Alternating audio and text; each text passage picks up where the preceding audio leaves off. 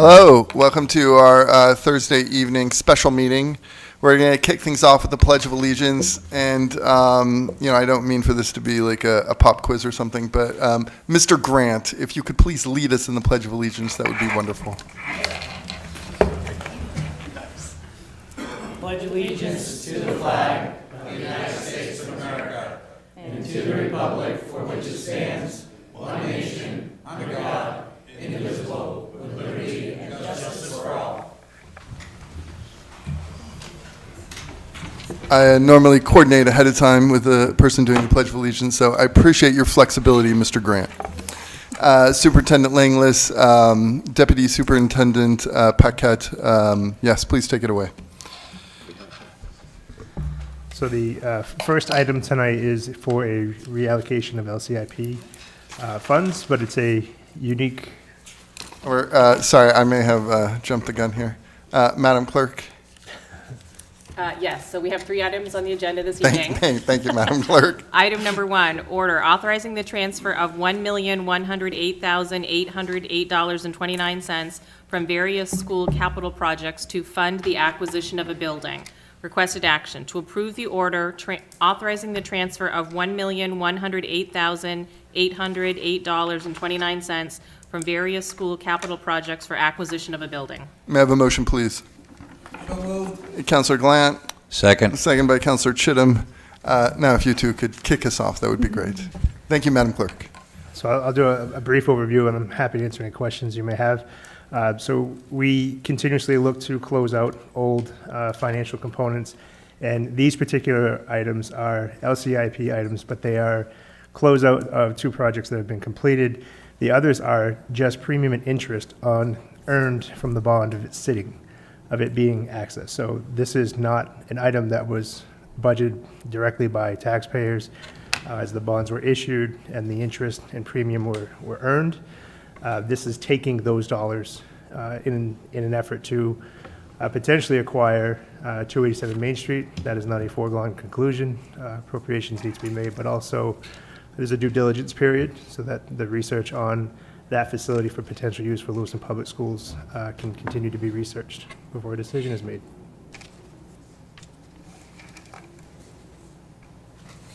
Councilor Chittum. Thank you. Superintendent, can you tell us what capital projects these monies would be coming from and the status of their completion? Yeah, so on the chart that I had shared with you, the first one is on the list. There's number 716, which is really connected to the year of issue. 716 is a closeout. These were projects that included funds that were used for the roof at Dingley and some other smaller projects. Those projects have been completed, and this is a closeout item. Was originally funded in 2016 bond. The next one, I believe, is 717, which was 2017. This is interest earned on completed projects. Again, we need to close that one out financially. That project is complete. In 719, this was a heavier component of the Dingley building roof. The reason that's in a couple of different spots was funds needed to be used because the cost of the project increased. So that was a prior reallocation. These funds were again allocated for the roof of that project is closed. But while we had the funds for that project, which actually came up years before we were able to do that work, which just concluded during this school year, those funds sat and they were able to gain interest and have premium from the bond sale. So that $56,649 is directly linked back to the bond premium and the interest earned as it sat. Another way to look at this, and I'll explain 710 in a second, is that the funds were secured for the project, but the funds that we're looking to reallocate for this were never designated, were never approved for a specific project, if you will. They were never designated in a specific area. These are kind of the leftovers from interest earned and premium from the bond sale. The last one, which is the biggest one, that is 710. When we had the bond issued for the expansion, that was the biggest piece with that project being completed. a lot of premium and interest had built up, and so that's that larger number. So I think if approved, the school committee would take a look at if they want to execute this project or not. The funds would become available. Essentially, it closes out premium and interest, and the smaller numbers in the first two categories there, the 4,084 and the 4,043, are closeout projects that have been completed. A little bit of interest, a little bit of bond premium. The others have more interest and premium in them.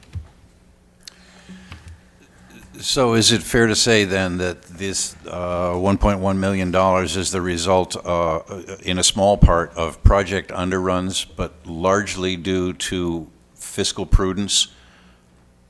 Yes, I think fiscal prudence, but also some of it was related to COVID in that these projects probably would have been executed quicker and they wouldn't have sat for so long to gain the premium and interest that they did.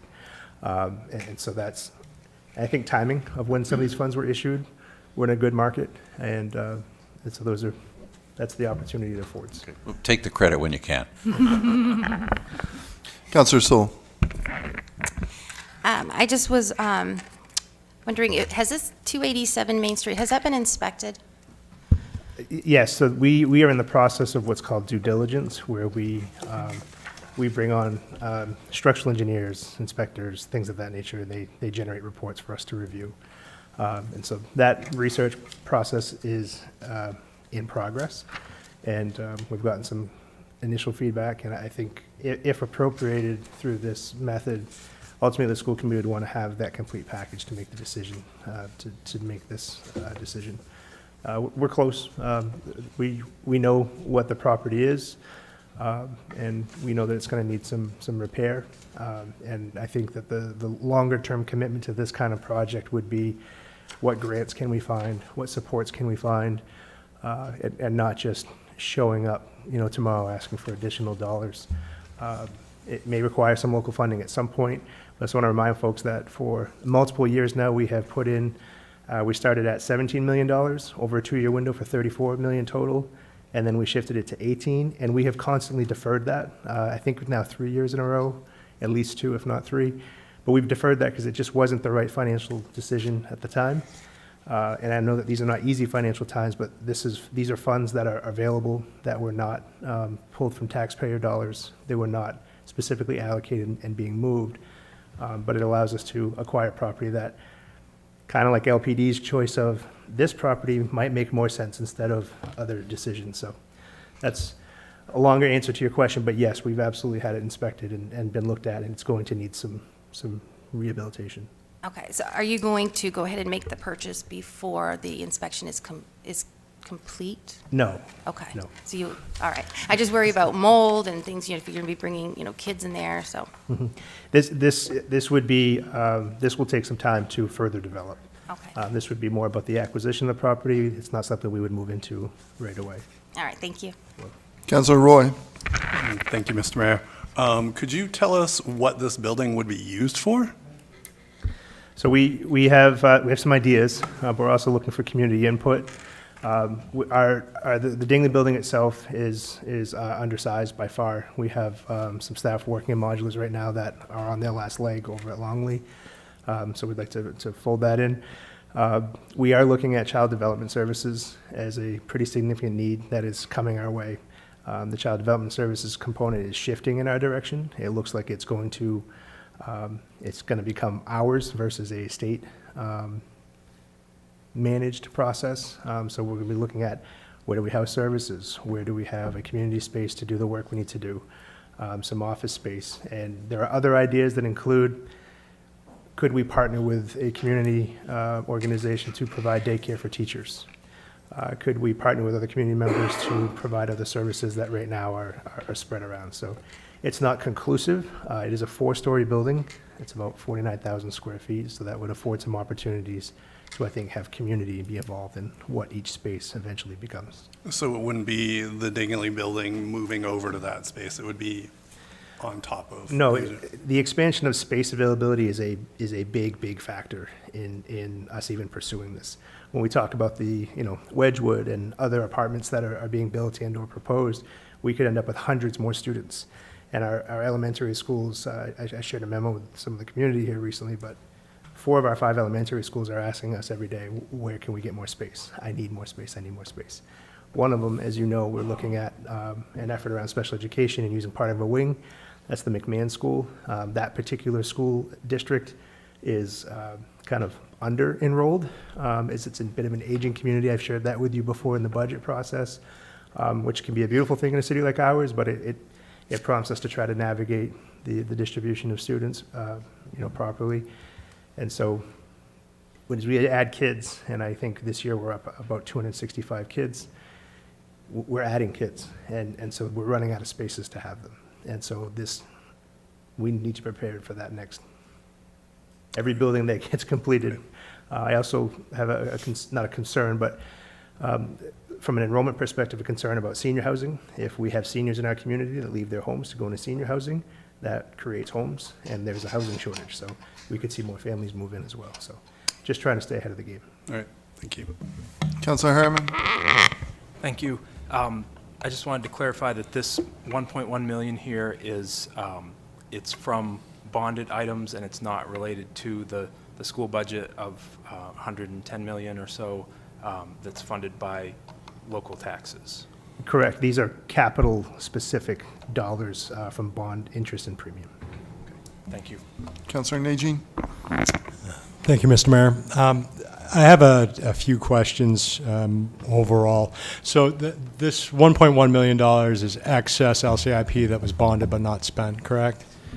So I wouldn't use the word excess because the bond interest and premium is not part of the ask for the LCIP. So if we asked for, say, $100,000 to do a thing, and then we get the money from the bond bank, there's premium and interest tied to that, and the timelines of how long it's held, how long it's then sold.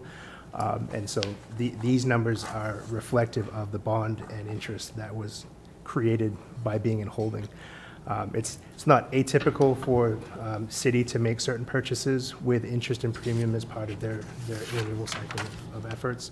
The school department has not done that, and so this is not excess dollars from that perspective. Would you be incurring, I just need to understand like the mechanic of it. So would you be incurring additional debt, or is this? No, or these is this- funds. This is revenue. These funds sit in those accounts currently as already in our accounts. Gotcha. So the next question logically is how much excess past this amount is sitting in these accounts? So this closes out projects that run into 2019. We still have unspent funds from 2021, 22, and from last year, and those projects are still working towards being completed, so we didn't want to touch those premiums or interest, just with costs rising, in case we need those funds to complete other projects. Understood.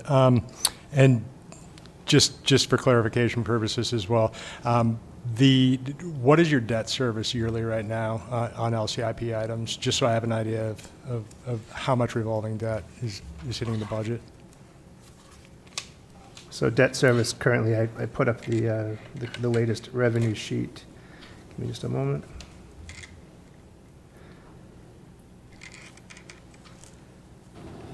I'd have to do some math on this one. Maybe Bill can. Bill's going to look, because we have debt service at Farwell. That was from construction or expansion. You can see 598,000. Geiger, 1.137. Debt service Connors is 3. I want to be mindful with how I say that. So any state project, this pops up as revenue because the state funding comes in disbursements, but it does come into us, and then we pay the bills, if you will. So some of that debt service is neutral in that it's paid for by state subsidy. Other debt service is not, it's connected to referendums that were approved. These are not those kinds of funds.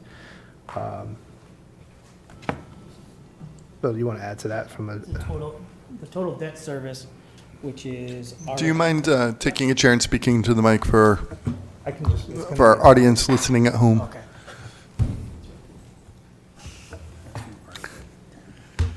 Yeah. Clicked on it, Bill. You're gonna get me at that table at some point. I'm merely making suggestions. grand it clipped. So it's in Article 10. I just want to make sure I read the number right. It's 6.7 million is the debt service. Yearly that- debt that service? was- Interest and principal. Interest and principal, okay. Again, many of that, or a fair amount of that, is connected to state-approved projects like Connors. So like, that $3 million a year comes into us from the state as part of that building project, but it goes right back out to pay the mortgage. Completely understood. My understanding is that there's excess parking lot that comes behind the building, am I correct? There's an additional, like, what, half an acre or acre of land? There's parking as part of 287. I know that Central Maine Health has a separate small parking lot kind of across the street. That's not part of this. But there is parking behind 287 Main Street. Okay, so there is the possibility of putting another structure up there at some point if that was needed, or do you think that the parking is going to be absorbed by whatever you're going to use this for? I mean, I think it depends on how it gets used ultimately, but I would envision that the parking would be needed for staff and whatever Okay. structures are there. It's certainly cheaper right now to renovate built structures than it is to build new. I think it's not a bad idea if you have a concept for what you're going to use it for, and it sounds like you have several needs. One of the things I would point out is that right now, Maine DOT is working on the reconstruction of Main Street through that section, and there's the slip lane that sits in front of Cora Shrine, as well as the stuttered 2-lane to 1-lane on the other side.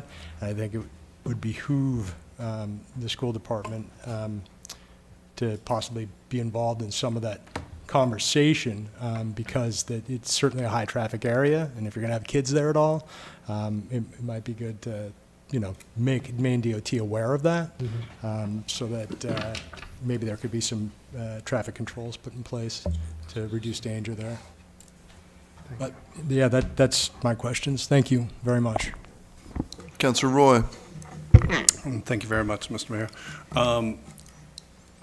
I'd kick myself if I didn't ask this, and I think a lot of people are probably wondering this too. I know that opportunities come when you least expect them, and I think this is probably a really good opportunity for you. But with the budget the way it sits, and the taxes going up the way they are, that $1 million, I mean, can we really afford to put that towards a building and not towards lowering the tax base for residents? So because of the nature of these funds being bond interest premium and capital improvement dollars, there are limitations to what you can do. So we can't pluck this money out and drop it into the general fund budget. There's some functional questions of could you shift this money for other facilities-based things? The answer is yes, but it would have to meet capital improvement criteria. It has to go through a whole budget cycle and process. So it's not as clean as saying we could reduce our tax base or request by moving these dollars to the fund, to the general fund budget, because of the way the capital improvement funds work. Thank you for that answer. I just wanted to make sure, like, I cover all bases with this. We're now heading to public comment for this agenda item.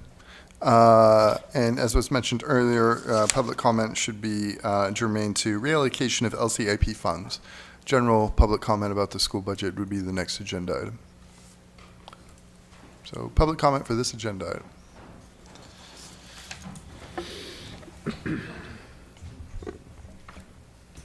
My name is Pauline Goodis, and my concern is, while the building is being... Mr. Mayor? Councillor Chittum, yes. Yeah, I'm sorry. Would you identify your address, please? I'm going to be a stickler on this from now on for everybody. I'm not picking on you, but the rules call for you to identify your address. Thank you. It was done very deliberately, because at the last meeting, it was not required of anyone that came up.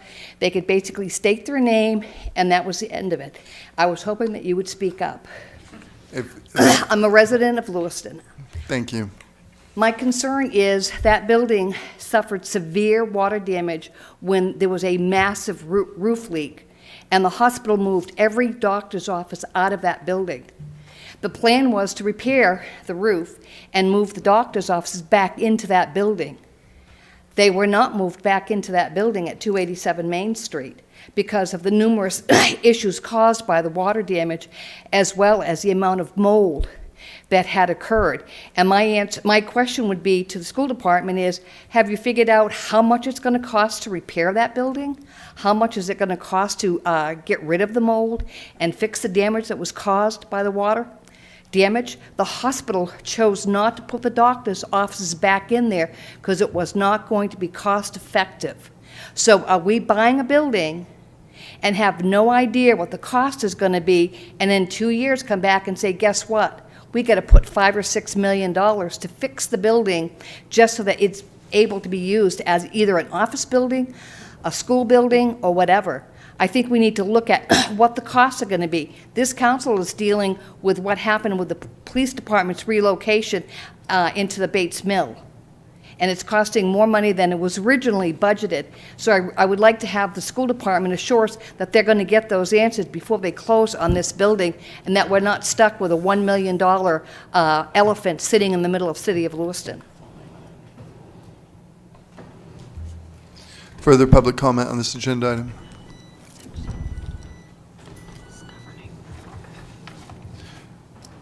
And back to the council. Councilor Chittum? Thank you, Mr. Mayor. I'd like to circle back to something you said that caught my ear. Child development programs are going to become the city's responsibility, devolved from the state. Is this another unfunded mandate that we're looking at? What is the cost implications down the road? Are we going to be saddled with yet more burden on the Lewiston taxpayer because the state is shifting this burden to the municipalities? So I'll share a couple things if I could. The first one I would share is that the state has looked at this transition process, worked with the legislature, and they have set aside a pool of money to facilitate the transition. My experience tells me that there'll be funding for a little while, but the responsibility to provide free and appropriate public education for all of these students will become our responsibility. I've been told it will function separate of the ED 279, which is that big state subsidy formula. It will have its own funding separate of that formulaic equation that can vary year to year. So we're hopeful that in transition, the funding will be available. And again, the state does receive federal funds to help subsidize this effort. So it could be that the funding is potentially more stable. But I haven't seen it yet. So I know that there are funds to get this transition started. We're trying to figure out what funds are there to do what things and how that might benefit a project like this as far as it relates to rehab and looking at, as mentioned, the cost and the condition. We've been in the building, we've walked the building, we're aware of the condition concerns, and we're with consultants getting a build-out cost of some estimates, but really conceptually we have to know what we're going to do before we can get some secure costs. Yes, there will be funding. How that funding will continue to be structured is going to be a state decision, and similar to what you all said on Tuesday, we have to have a voice in that process to make sure that things that we're asked to do can be sustainable. Thank you. That was the answer I was hoping for. Heads up, Lewiston, we need to be speaking with our delegation in Augusta. I have one other question germane to do we have a purchase price or an estimated cost of the building with no remediation? I know we don't have an idea on what it's going to cost because we don't know the final inspections yet, but is there a purchase price for the building itself? The bid being discussed is $1 million. Thank you. Councilor Najin? One of the things I'd just like to share, as I live adjacent to that area and that neighborhood, the Dempsey Center is now, or the CMC building that was the Dempsey Center is now empty as well.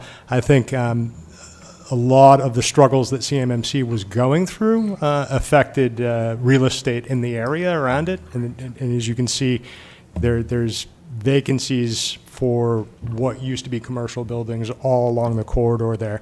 So my thought on that, on one of the audience members' comments is that very possibly there weren't enough doctors to put back there, is just one thought. But shoring up that intersection with a school-based function, I think fits with the hospital in general and kind of shores up some of the decay that we're kind of seeing on that Main Street corridor just in that area. And so, I mean, that does nothing to remediate mold, obviously. So due diligence will go through, you'll go through a process of due diligence, understand exactly what your costs are before you commit to purchase the property, correct? Yes. Okay. Councilor Harriman. Thank you. I also wanted to add that, Excuse me 1 second. If audience members can please take their conversations out into the hall, that would be great. Thank you. Please continue, Councilor Harriman. I just wanted to add that should this go through, the expansion of, or the addition of this space really gives the school department, I mean, many options as to what to do with it, but one thing is special education, and it's sort of the other half of the funding that was in the general budget for personnel. This is sort of another piece of it that would allow us to expand that special ed programming here and ultimately bring our kids home back to Lewiston for their education, as well as save money at the same time. So I think it's really a good fiscal decision that's going to save us money in the future. And we can argue about use and what a building's purpose is, but anytime we can fill a vacant building downtown, it's a huge win. So, further comments from the council? Superintendent Langlis or Deputy Superintendent Packett? Assistant Superintendent. Assistant. Sorry. Anything further? Councilor Najin, yes. I would just like to say that I think tax-paying entity is probably a preferable entity in any of the downtown businesses, but I'm totally comfortable with the school department being there as well. So, in this case, I don't believe I completely agree with that. Yeah. In this case, it is not flipping from tax-paying to non-tax-paying since it was owned by the hospital. Anything further, councilors? Madam Clerk, please call the vote. Counselor from Ward 1? yes. Ward 2? Yes. Ward 3? Yes. Ward 4? Yes. Ward 5? Yes. Ward 6? Yes. Ward 7? Yes. Motion passed by a vote of 7-0. Thank you, Madam Clerk. Item number 2. Item number 2, approving use of funds from the Special Education Reserve Account and adoption of resolve approving the fiscal year 25 budget for the Lewiston School Department. There are 2 items for requested action. The first item, to approve the use of $650,000 from the Special Education Reserve established in 2023 in the fiscal year 25 budget. May I have a motion, please? So moved. Councilor Chittum, second by Councilor Harriman. I'll let you two kick it off. So about a year ago, legislation was happening with special education tuition costs. And so a reserve was created for $1 million in last year's budget using fund balance. And I think we've heard loud and clear from our school committee, community, and also each of you on Tuesday and before, if we have funds in reserve, we should try to be as effective as we can with them. And so one idea that came up at last night's meeting was to use some of these special education reserve funds in the effort to expand special ed instead of essentially sitting on it. And so as a piece of reducing the overall budget request from our local taxpayers, we initially started talking about using half of that reserve, which was $500,000. And ultimately through their coming to a place of compromise, wanted to use $650,000 of that reserve. If you recall back a few weeks, I had shared that we do have a reserve if these tuition costs overrun more than we anticipate. We feel comfortable with our projection that we could safely do this. What this does is it offsets the tax burden. And these are tax dollars that have already been appropriated for special education that sat in a reserve because we didn't know how the legislation would pay out. We've been able to absorb the cost this year, even though it is high. And to take any action on the budget, it was approved as these funds could only be used with school committee and city council approval. And so trying to preempt the budget vote with these dollars in it, we actually need the council's permission to use these dollars in this way. It's permissible, it's the way it was written last year and voted on by warrant article, and so that's why we have it back before you today, and we have it before the bigger budget number, because if this is not approved, we can't use those dollars in this way. Thank you. Councillor Najin. Thank you, Mr. Mayor. Quick question on that reserve fund. How much is in that special ed account? $1 million was what was put in last year for special ed use exclusively, and this would be using $650 of that, would leave $350. Thank you. Further comment from councilors? We will now head to public comment for this agenda item.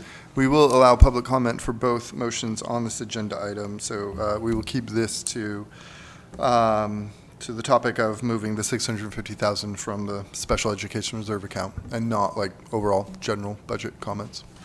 Please continue, sir. My name's Rick Lucci. I live in Lewiston. I didn't get up here quick enough about the first subject we were on. Just want to make a comment about the mold. Unless you expose every spot in a building, you have no idea what's in there. So I work in construction, just letting you know. An outside test, unless you open it up, you don't have no idea what's behind the sheetrock or behind the studs. That's where the problem when it comes to mold. And I'm sorry I'm out of sequence on your program. It's okay. Thank you. Thank you.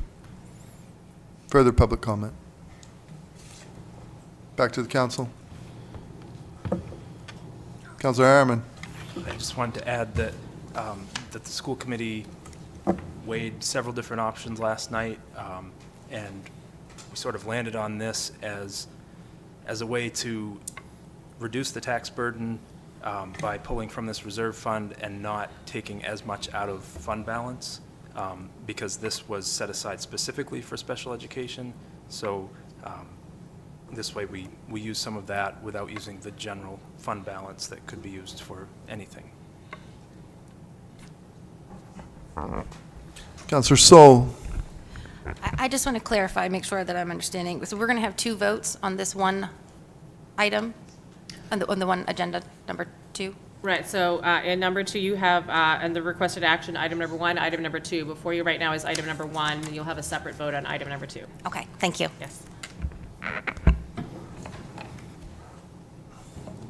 Anything further? Councilor Chittum. Yes, thank you. I just wanted to verify, I'm sure that the school committee did its due diligence, but $350,000 remaining in this special education reserve account is sufficient to cover you for any contingencies through the rest of the fiscal year? Yeah, so we've taken a look at projections. Now we've overspent in those lines, and unfilled positions and other savings will allow us to pay that bill and use these funds in the next fiscal cycle if approved. Thank you. Anything further, Superintendent or Assistant Superintendent? Madam Clerk, please call the vote. Counsel from Ward 1, Yes. Ward 2, Yes. Ward 3, Yes. Ward 4, Yes. Ward 5, Yes. Ward 6, Yes. Ward 7. Yes. Motion passed by a vote of 7-0. The second item for requested action is to approve the resolve approving the fiscal year 25 budget for the Lewiston School Department. May I have a motion, please? So moved.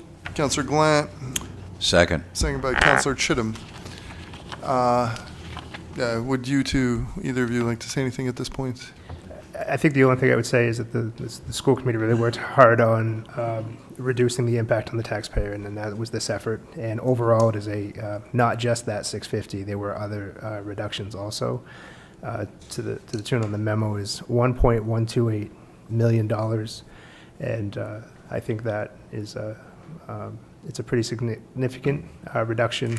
It's almost to that 50-cent mark, and it puts the increase, I think, at a more reasonable request of taxpayers. I appreciate the school committee meeting last night and their consideration. Comments or anything? Councilor Chittum. Thank you, Mr. Mayor. I committed myself on Tuesday to voting against the reduction in the budget. I'm going to honor my commitment. I feel that the budget has been cut beyond what is sustainable, And I appreciate very much the work that the school committee did at the 11th hour.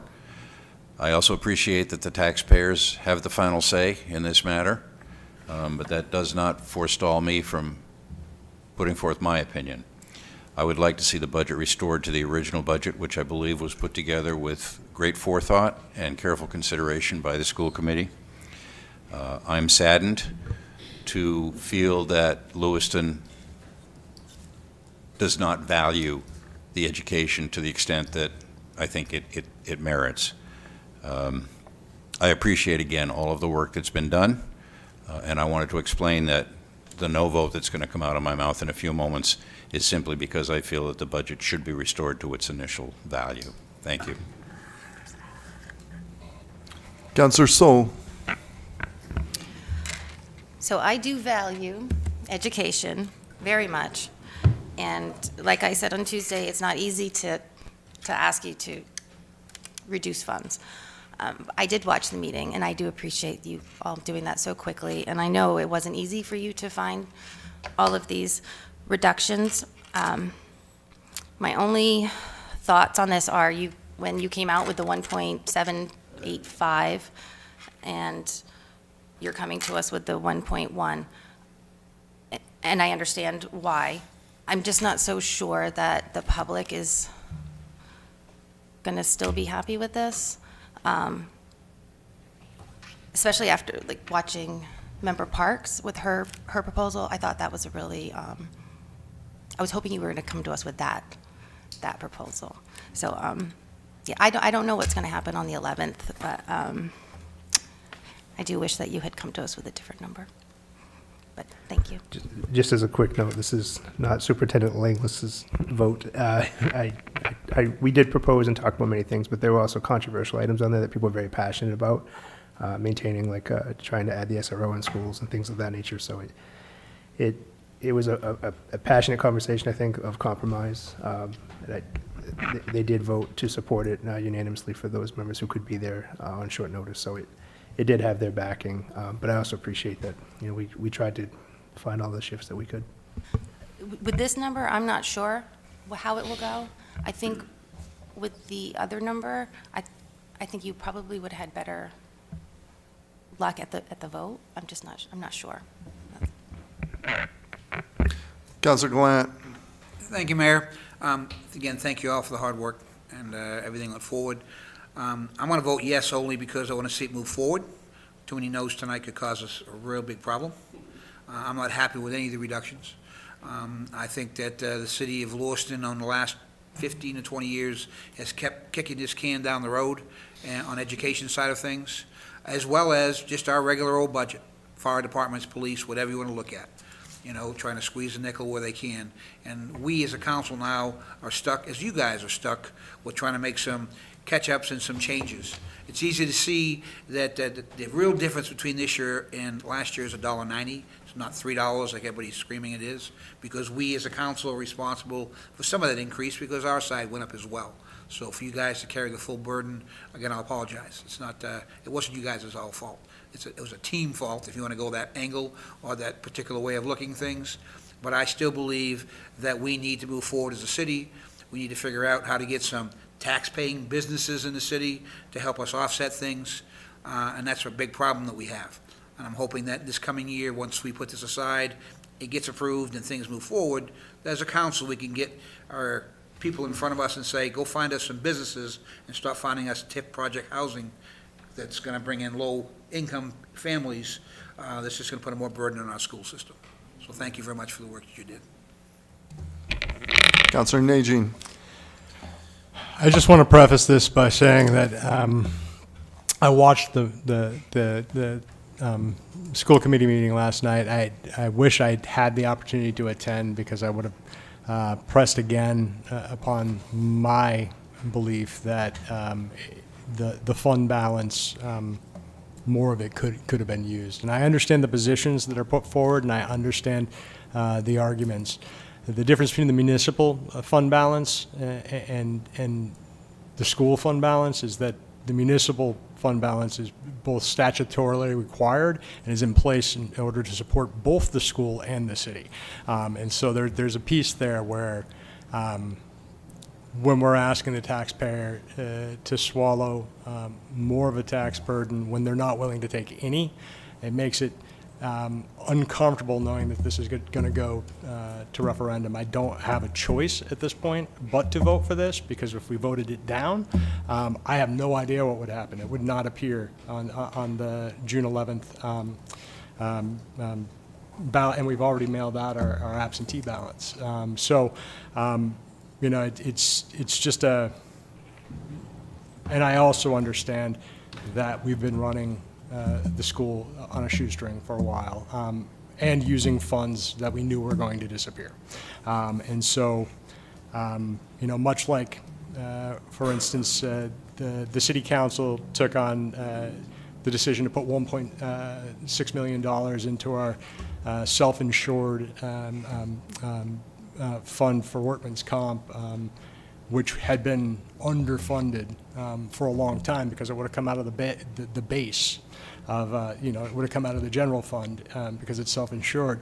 But after October 25th, and just considering the amount of underfunded mandates and pools that we have, you know, I get why the budget's what it is. I'm just saying that the narrative in the public is not the same. And also, I think that there are some folks that are very concerned about both what's going to happen to their tax bill this year and then what happens with the valuation, and those two things together build a bit of fear. And so it would behoove the school committee and the school to be clear with the public about exactly what this is funding and why it's in place. Otherwise, I have a feeling that we may be back here. But thank you. Councilor Roy. Thank you, Mr. Mayor. I first want to say thank you. I know it's not easy to cut things. I mean, we all went through this not too long ago, and it was really hard to make some cuts that we did. I was on my way here tonight, and I got stopped by a couple of constituents that have some concerns. But I feel that I should be voting yes for this to let them have their concerns, whether they vote yes or no. I'm hoping it does pass because I believe education is the cornerstone to our city. I mean, I really want to believe that our kids will be educated enough to take care of us as I get older. I'm getting older, and I know that. But again, you know, I've got to let the taxpayers decide this, so I'm going to vote yes tonight for that. So appreciate that. We're now heading to public comment for this agenda item.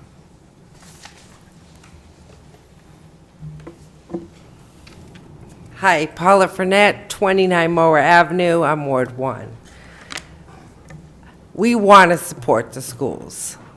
My grandchildren go to school in Lewiston. They all three go to Geiger. Nice school, good education. We're worried.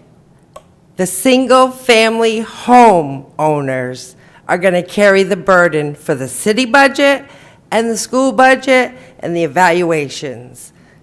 I have older people on my street. They're alone. They're already looking to sell before they even know the impact. I wish all of you would listen to your ward people that voted you and not have a personal opinion. That's a big problem with this council. I wish the mayor would come uptown once in a while. We'd take pictures with you. We like you. We voted for you. It's not all about downtown, and I get it. We have to support that. I also understand that the renters are going to be impacted in this tax too. It's not just the homeowner, because the people that own those buildings they're renting, they're going to pass the dollar along to the people who can't afford it. I support the school, I support the budget, but I wish the council would make it clear to the public what is going to happen next year, the year after. We can't afford more and more and more. I take care of my elderly mother because she couldn't afford to live alone. It's sad, and I'm here to speak for all the city people that are scared. And it probably is hurting the school, and that's not what we want to do. I appreciate all of you. I actually want to be a lunch lady at Geiger so I can be with my grandkids. I think Lewiston is where I've lived. I went to a private school for half of my education, and now my mother can't even afford to live in her home, so she shares a home with me. I don't want to have to move. I don't want to see the elderly have to move. We're concerned. I think speaking to an article of where we're going to be next year, make people feel safe, that they're not going to be $9,000 on top, paying 2 mortgages, some families. Be open with the people, that's all we're asking, please. Thank you.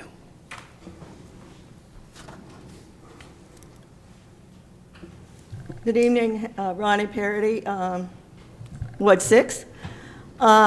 First of all, I think we need to go after unmandated. We have not done that in Lewiston. We have so many unfunded mandates from Augusta that we have not done that. We should go city council, school board, and parents and everybody else and go up to Augusta to city. And we have not done that. And I've been with the schools, doing something with the schools since the 90s, and having been 12 years on the school board. And I remember when the city council cut us one year, too, when I was on the school board, but we didn't have to go to the election thing. I think we also should get rid of the election, my personal, that Baldacci brought in 2009. That is costing the city. We're going to a second election. Luckily, we can do it during primaries, but we're paying for this. Again, taxpayers. Also, things need to be explained. People don't understand the budget. They do not understand how the city is run. You wouldn't believe the people that don't understand city government and how it's run. And where are the parents tonight? Where are the parents? And the PT, I used to be, and we, even during school board, and I fought for my son's education. He was in special ed for 7 years, and I fought for it, and he had to go outside placement. And luckily, he came back in and graduated 10th of the class in 98 and everything like that. But we were parents involved. I don't know how many IEPs we went to, how many PETs. We had a psychologist that showed us how to do restraints and everything. We can't even do restraints today because the Department of Education says we can't do it. And back in the 90s, teachers were allowed to do restraints. Do you realize that we take out, for a class of 25, that we take out 24 kids if one is misbehaving? Because these are the new rules at Department of Education. Where does that help the regular ed kids if a special ed kid acts out? And my child had behavior problems. Luckily, he realized what he had to do and got back. Like I said, he graduated the 10th. But we were involved all the time. I don't see parents here tonight. I do not see all the teachers. I know they were here the other night, but I didn't see. I'm sorry that they're not here. And the teachers used to come to all the meetings when we were back in school board. Thank you.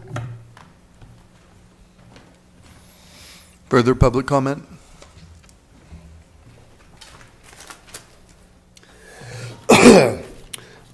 My name's Andre Fernet. I'm Ward 1.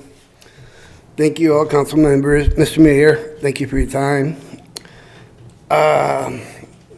So the first school budget was voted down, not because of the cost, to have and provide adequate education to children in Lewiston. Because if we're honest with each other, the budget would be closer to $150 million. That would give every child every bell and whistle to grow and develop properly, okay? Mr. Langlois came up with $112 million. I did not vote no on the budget because it was too high. I voted no on the budget to make a point like the rest of us who voted no, okay? I'm not saying I'm not voting for the new budget because If you would have just come back with the same budget, I probably would vote for it. I voted no to throw a flag up to the council that, we don't get a say on how the city votes for the city budget. You only ask us to vote on the school budget. So that's our recourse. We vote no. Okay? I'm a realist. At the rate this city is going, we'll be like Detroit, Michigan in 10 years. We'll file for bankruptcy. We won't be able to fund anything. We are not bringing any new jobs into this place, any new corporations developing land, providing jobs. Our homeless situation is out of hand for the simple fact renters do a fair market rent, okay? This is Lewiston, Maine. Most people who work in Lewiston, Maine make minimum wage, $15, $600 a week if you're lucky to have a 40-hour work week. You ask those people, sometimes a family of 4, to pay $1,300 a month for rent. That's 2 weeks of every month's salary goes to their rent. Then you're asking them to feed. It's no wonder we have issues. And I apologize for going on a rant. I couldn't come to earlier meetings, so I apologize. Mr. Langley, no offense, you do a great job. You really do. The reason why I got voted no is all the older people who got offended with the tax increases and the reevaluation voted no. I was one of them. Okay? I'm a realist. I played my part. I spoke my piece. Thank you for your time.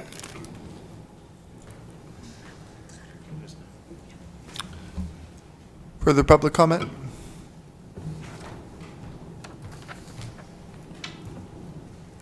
Pauline Goodis, I live in Ward 6. I just have some concerns, and I bet you I speak for a lot of the voters. It was pretty disappointing to hear the school committee's meeting the week after the election when the budget was voted down. Superintendent told the voters, "I'm very disappointed in you." It was a very poor turnout. The turnout was 1,138. Why wasn't he disappointed last year when the turnout was 590? Or what about in '22? Why wasn't he disappointed and expressed his disappointment with the voters that it was 369? Or how about in 2021 when only 572 registered voters came out to vote? He thought that was great because they spoke for the vote for the taxpayers. But the moment 1,138 people came out to vote and voted down his budget, he's disappointed in the poor turnout. Never expressed poor turnout when the budget was voted and approved. The arrogance of the school committee basically telling people that came out to vote, "You don't understand." Basically, they were saying, "You voters, you were stupid." Well, the problem is when the school committee does meet, they meet so you cannot see who is talking. There is a definite way for them to set up the tables so that you can see who is speaking and what they're talking about. They sit so far away with the cameras. There's a way to fix this. The city of Lewiston has the cameras set up so that we can see the counselors, we can see who is speaking. When someone comes up to the podium, we can see who is speaking. But the sheer arrogance of the school committee to make sure they sit far back, that we can't actually see who is talking. They have done a very poor job of explaining their budget and what cuts it can make. Basically, they're saying people who come out to vote, they don't know what they're doing. That is not the way to present a budget or a request from taxpayers to vote their budget. You cannot call people dumb, and they didn't actually use the word dumb. They just kept saying they don't understand. The voters do not like being talked down to. They don't like to be talked to in a condescending fashion, in which the school committee and actually the superintendent came across in their meeting after the budget was voted down. Words matter. And the words that came out of the superintendent and school board members was very poor, and it was not impressing a lot of voters. And because of that attitude, I'm going to vote no. And I hope everyone at home is watching. Take a look at how you're treated by the school committee and the superintendent of schools. They really don't care That's what you're time, doing. thank you. Further public comment for this agenda item? Back to the council. I appreciate the school committee meeting last night. I feel that was a show of good faith and recognizing, a pragmatic realization of where we're at. And yeah, I mean, my son is in Lewiston High School, and I don't want to see further cuts. But I understand the hard decisions had to be made, and that but hard decisions need to be made in light of the voters' feedback during the last vote. Thank you. Councillor Chittum. Thank you, Mr. Mayor. I would just like to point out that with these reductions, if the council approves them and the voters approve them, there will be a tax rate of $32.51, a mill rate of $32.51, which is 8.3% increase over last year's mill rate. Coincidentally, 8.3% is the amount of cost of living adjustment given to Social Security recipients for last calendar year. So I'm trying to be diplomatic about saying we have been kicking the can down the road for a long time. A big hue and cry about an 8% increase in the tax rate when those on fixed income, so to speak, also received an 8.3% increase a year ago, makes it difficult for me to accept that kind of argument. Councillor Harriman, a number of weeks ago, did a calculation that indicates that if we were paying taxes at the same relative rate that we were 15 years ago, our mill rate in Lewiston would be $53. $53. We have been falling further and further behind because, in my view, prior councils have put freezing the tax rate or keeping the increase as low as possible as the highest priority. And while that may be sensible in some instances to do it year after year after year, in fact, some years in the past 15 years, I think that's 3 years, the tax rates have decreased. Inflation has not decreased. Inflation continues apace. Last year, as of March, the inflation rate was 3.1%. We have fixed costs that are dictated by contracts. We have materials costs that are increasing continually, and for us to expect that we can freeze the taxes at a level of last year or 2 years or 4 years ago is simply not realistic. This is hard news. I appreciate that. But I wanted to get out there that these exorbitant increases this year are the result of overzealous constraint of taxes in prior years. What this council is faced with is having to make up for the lack of funding in both the schools and the government, the city government, over the past 15 years. It's a hard pill to swallow, but it's not impossible, and I believe it's overdue. Thank you. Councillor Soul. Yeah, I agree, and I know it keeps being brought up that the previous council and whatever they did or didn't do. My opinion, the bottom line, we're here, and this is where we are, and the voters are scared.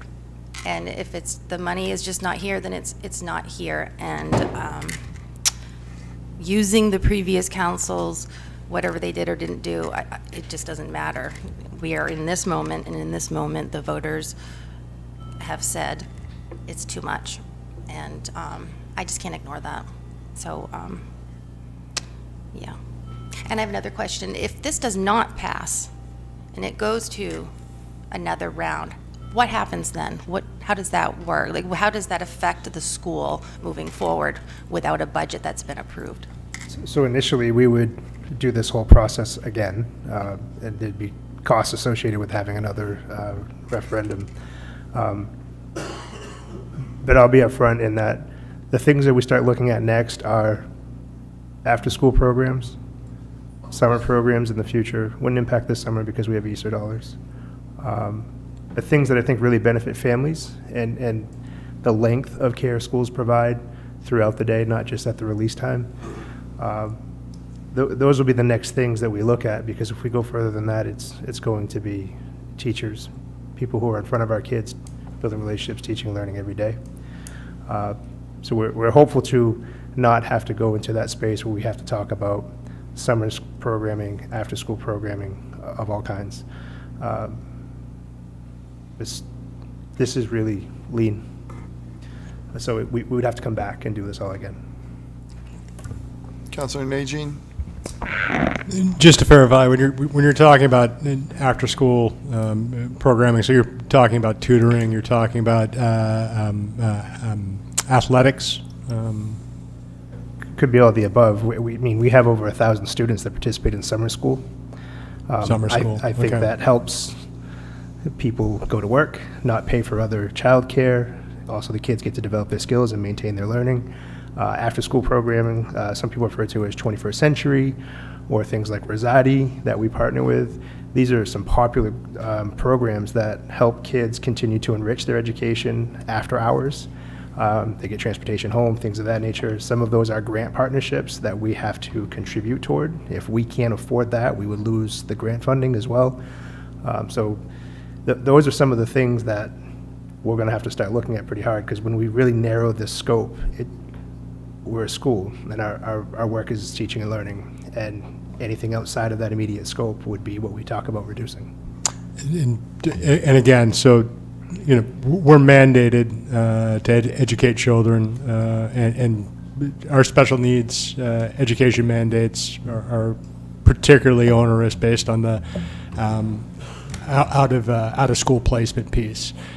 And yet, all the programming that you just mentioned are either points of pride for the city, especially athletics, or enrichment programs that support parents and also contribute to the ability of children to actually complete the school process. Correct.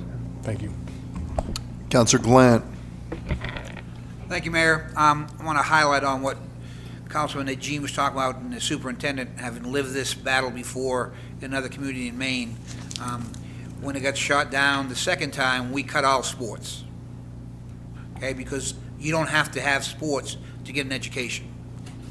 You don't have to have summer program to get an education, according to the Maine school system.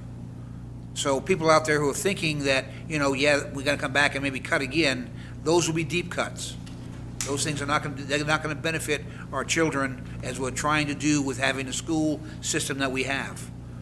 So it's a terrible situation, but it's no different than you having your home and you have to pay your taxes, or you have to go on vacation. You're going to go pay your taxes. You're not going to go on vacation because that's an extra. And unfortunately, the school system operates the same way. I don't like it. I don't like the way the system has to work. But unfortunately, if we come back again, those are the kind of cuts that people are going to see. So those out there watching and listening need to understand that and that process. It's not going to come back and say, here's $1 million, we're going to take it off the budget. It's going to be $1 million to things that our kids are most likely going to suffer from. Thank you. Councilor Harriman? Thank you. Just wanted to take this opportunity, and I will probably do the same thing on Tuesday, to maybe clear up some misconception about the revaluation and how that will affect people's taxes. I had someone reach out to me today, or not directly to me, but on social media, and they were under the impression that if their building is valued at $100,000 now, and after the revaluation it goes up to $400,000, they were under the impression that their taxes would quadruple. And that's not the case. The city actually takes in the same amount of tax revenue before and after a revaluation, it just shifts. Typically, the valuations go up, the mill rate goes down. Some people will pay more in taxes and some will pay less. Unfortunately, it tends to shift to residential, but it's not going to, if your home is undervalued by many, many times, your tax bill is not going to go up that many times. It unfortunately probably will go up if your home is undervalued, but not by that much. And I wonder if the city staff can also put out some, some information and some educational pieces about that, so that everyone understands that it won't be such a dire impact, but unfortunately will impact some people.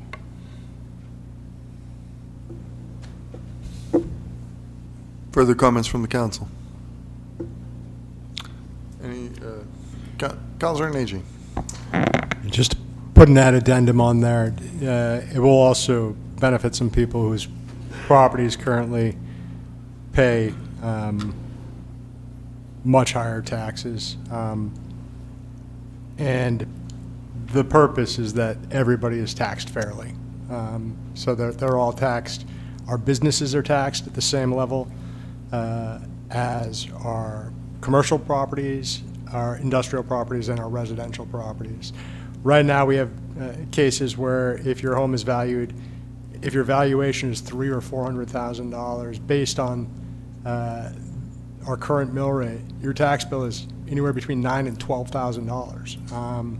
And we have folks whose valuations are $60,000, $70,000 for a single unit or even a two-unit home, where the valuations are actually more in line around $250,000. And so, my home is one of those homes. I paid $2,300 in taxes for a home that I should be paying about $5,500 in taxes if the mill rate was at $20.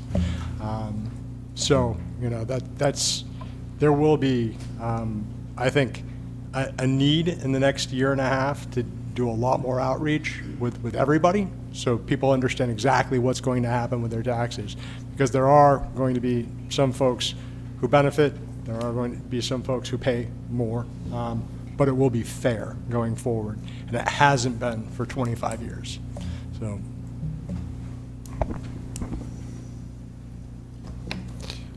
Anything further, superintendents? I think the only thing I would add is I've been very public that the voter turnout for the school budget has been incredibly low, even when passed. I do think that our democratic process is valuable, but we need the voice from people, as many people as able to vote. Yeah, I mean, if we're talking about voter turnout, there's a lot of reasons for that. It doesn't coincide with another election. There's one polling place, et cetera, et cetera, et cetera. So, yeah. Well, I appreciate where we're at now. I think good faith cuts and movement of money has been made, and I certainly will urge everyone I talk to vote yes on the school budget. So, Madam Clerk, please call the vote. Counselor from Ward 1? Yes. Ward 2? Yes. Ward 3? Yes. Ward 4? Yes. 5? No. Ward 6? No. Ward 7? Yes. Motion passed by a vote of 5 to 2. Thank you. Thank you both. Thank you all four of you. Item number 3, Madam Clerk. Item number 3, discussion regarding membership of the ad hoc committee on the establishment of a homeless shelter. Requested action, discussion item, no votes required. Yes. So I'd like to provide an update to the council here. I have spoken to Craig Settlemeyer, who will chair the committee. Possibly, he will at least be a chair. He will at least be a co-chair and possibly chair it himself. We will have another discussion regarding that. As far as other appointments, I just need a little bit more time. So we have a couple of options going forward. We have, I believe the deadline for this was tomorrow, correct, Madam Clerk? And so, and I'm like 95% sure that most of the names will come from the list that was read into the public last meeting. last council meeting. So if that is the case, the public is aware of those names, and I can simply appoint them tomorrow. I would like the opportunity to have another discussion with Mr. Sattermeyer as now the chair. So that's one option. The other option would be to handle this during new business on Tuesday. Councilor Najin.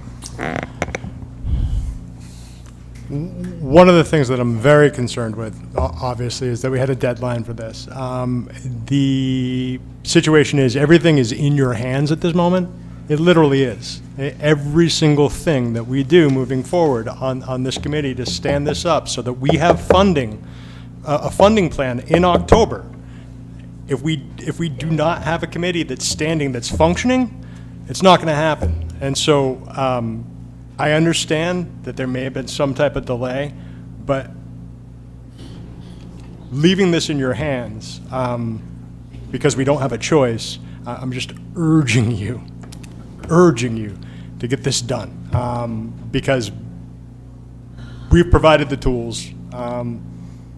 We're offering our feedback. We've offered to take control of the appointments, and now we're at the 11th hour and we're talking about delaying longer. And it just, you have to be part of the solution. So please. Understood. Thank you. Councilor Glant. Thank you, Mr. Mayor. I understand you get to pick the people. I don't see in a charter where it says you get to pick the chair. So I'd like to be clear on that fact. I think you need to put the 13 people together and they can pick a chair amongst themselves, unless I'm misreading or seeing something somewhere. Does it say that in the charter? Am I missing something? Counselor, believe- it actually is in the order that was adopted to create this committee. Under co-chairs, it says 2 individuals selected by the mayor in consultation with the city council shall co-chair the committee. Right, but consultation means he's going to talk with us, which we have not had. Yeah, sorry, are you, please continue. So I just want to know, how you pick somebody without even having a discussion with us as a body out of that group. You could have said, I'd like these 2 or 3 people, what do you all think? So I'm concerned with that. I mean, I'm not going to say he's not going to be the chair. He might very well be. He was the chair last time, did a great job. But I don't see how we got to be involved with the process. And I'm a little concerned that it's your job to find out and pick these individuals. It sounded more like you want to go to the hand-picked chair and say, who do you want? And I don't like that either. That's where I'm coming from. So, yeah, if I can respond to that quickly here. Yeah, I mean, perhaps I could have rephrased things or said things in a different way a few minutes ago, but yes, the charter does provide for consultation from all of you regarding appointments, and as was just noted by the clerk, I get to select the chair. The order that the city council adopted creating the committee under the category of co-chairs states 2 individuals selected by the mayor in consultation with the city council shall co-chair the committee. Okay. When I spoke, yeah, so I would, I guess I'm asking, I guess, for feedback on Craig's appointment and then his appointment as a co-chair. And if the order requests that there be two co-chairs, then when I had a conversation with Craig, I left it up to him whether he wanted a co-chair or he just wanted to run it. But if the order calls for a co-chair, then we will certainly find a co-chair. And this is normally, when I form a committee, you got to start at the top, right? You got to find the chair or co-chairs, right? And then sometimes I'm a co-chair depending on the committee. In this case, I will not be. And so we need to find people to lead this committee and then get their feedback on, not that they will dictate who's on the committee and who's not, but their feedback, especially in this case, Mr. Sattelmeyer's feedback is extremely important. Does that answer? Sorry, did I answer your question, Councilor Glant?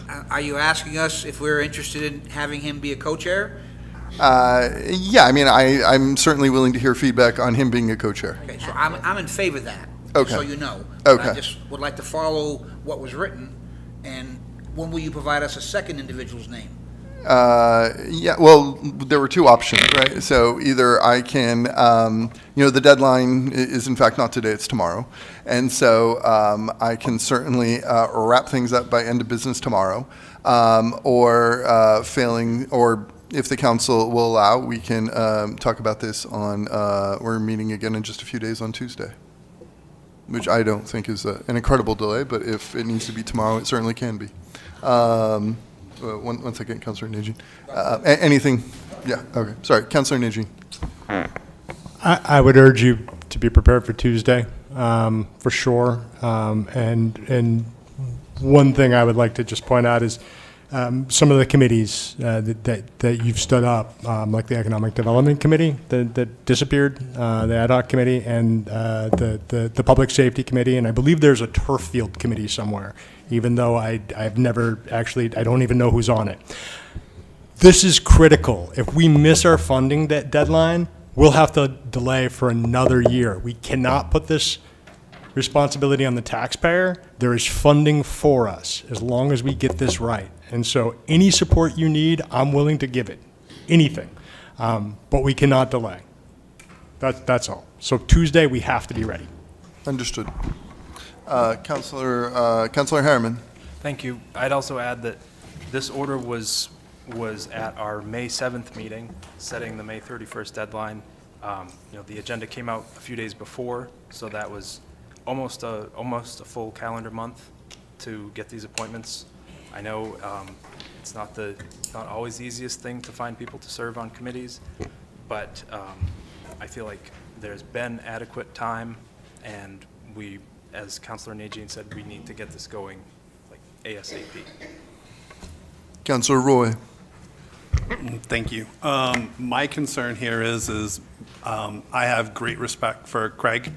I think he does great work. He's knowledgeable in a lot of ways. I don't know if he's knowledgeable about everybody that's on that list.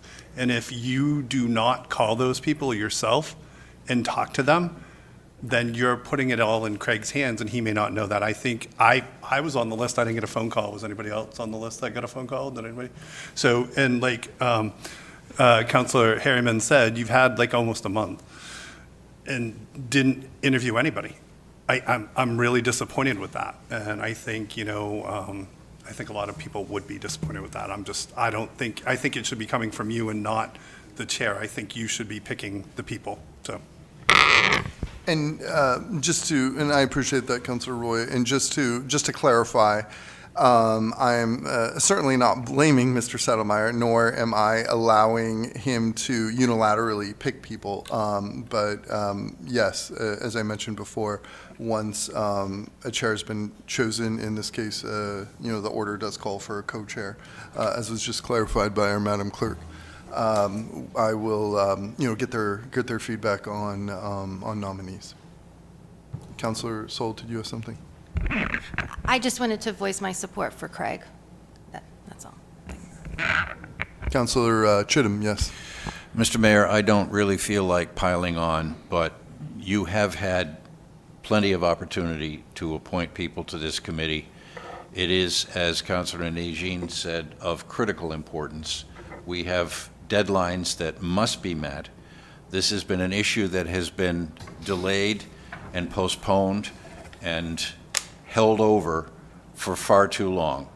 The council set with careful deliberation tomorrow, May 31st, as the deadline for having this committee stood up.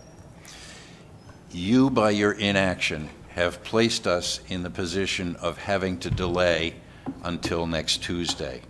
I know that 4 days doesn't sound like much, but it's symptomatic of the inattention that you have been given to this issue. This council, I believe, as a body, feels that this is perhaps the highest priority facing the city of Lewiston this year. And you have had a month to assemble this committee, and at the 11th hour, you're asking for another 4-day delay. I am not pleased at all, Mr. Mayor. By the way, I do want to endorse your selection of Mr. Settlemyre as co-chair. Thank you for that. That's by way of consultation. We are going to have another consultation with, I fully expect, the 12 other members of this committee on Tuesday. And just to, if I could ask Madam Clerk a question. So there was some, I know, discussion earlier, I needed to run by names by the council, and it was decided that that should be done in a public setting. In this case, could I appoint people tomorrow from the list that was basically endorsed by the council? Or would that need to be done in a public setting where the names have already been read into the public? Does that make sense? Sure, no, I think that would be fine, Mr. Mayor, because the list was reviewed by the council at the May 21st meeting. So absolutely, you could say that that was sort of reviewed and consulted at that point. Right, and perhaps if there was someone new from the list, then that might be a different story. And Mr. Mayor, we can put this as an agenda item for the 4th so that you could make public all those names. We'll just do the same as we're doing tonight, a discussion, so you can announce those if you're making appointments tomorrow. We can Okay. just list that as opposed to a new item. That way people will know that that's going to be discussed on the agenda Tuesday. Gotcha, thank you. Councilor Najin, yes.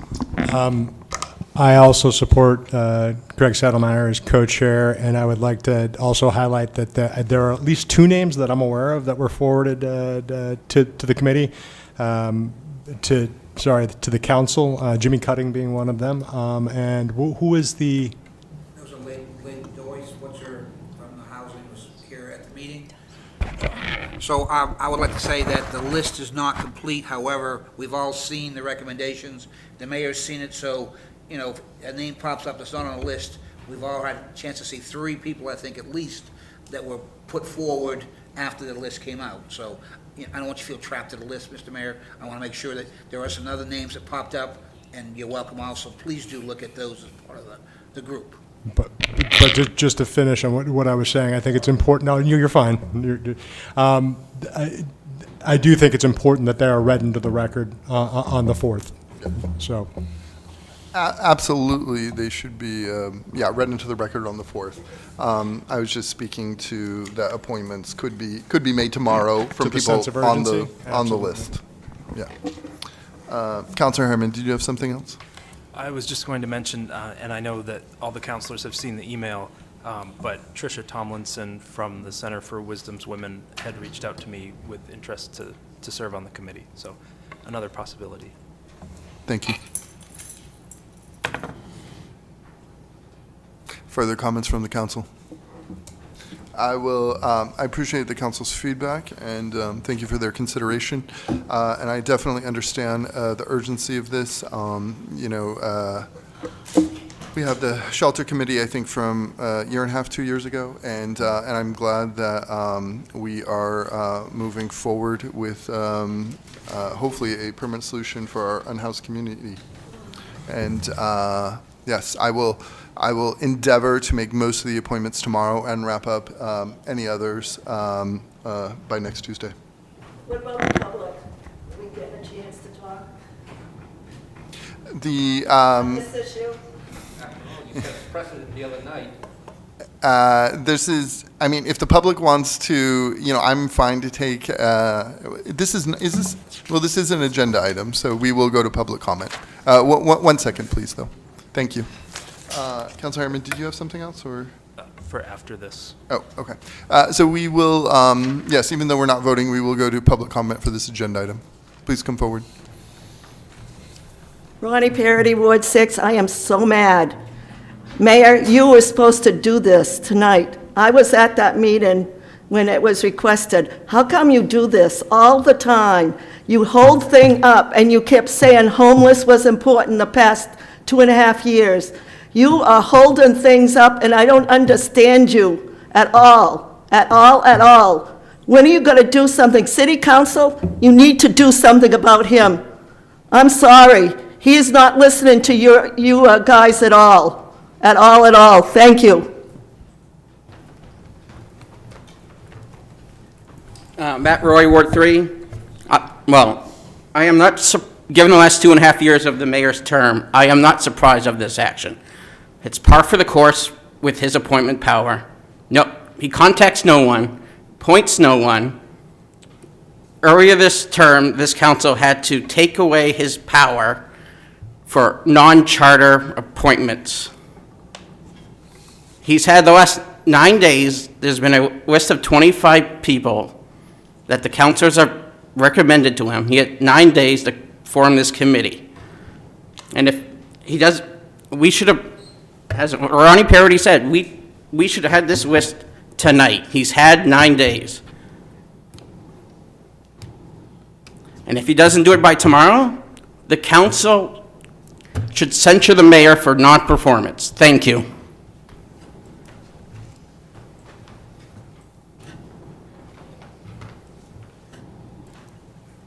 Megan Parks, Ward 7. I work with, collaborate with, partner with, talk to almost everyone that was on that list, possibly everyone that was on that list, and everyone that I've spoken to hasn't received a phone call, hasn't received an email. There's been no communication.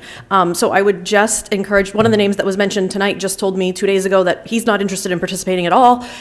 So I encourage you, if you're going to appoint people tomorrow or by Tuesday, to reach out to the people and have a conversation with them, because if you end up appointing people that don't want to participate any longer, that's just sort of another waste of time. This needs to move. We've got delay after delay after delay, and I don't know if that was your intention in this or what the situation is that's going on, a power struggle, I don't know what's going on, but we need no more delays. We have people dying on the streets. This is an issue that needed to be addressed a long time ago.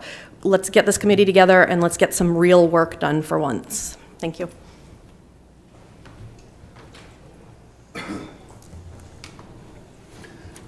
Andre Fournette, Ward 1. Mr. Mayor, I watch almost all the city council meetings. The council prior to this, you sat there and said multiple times, if Lewiston wanted a homeless shelter, they would have one. But now, we can't even have the mayor who said that appoint a committee in a reasonable amount of time. I'm flabbergasted, and I don't know what else to say.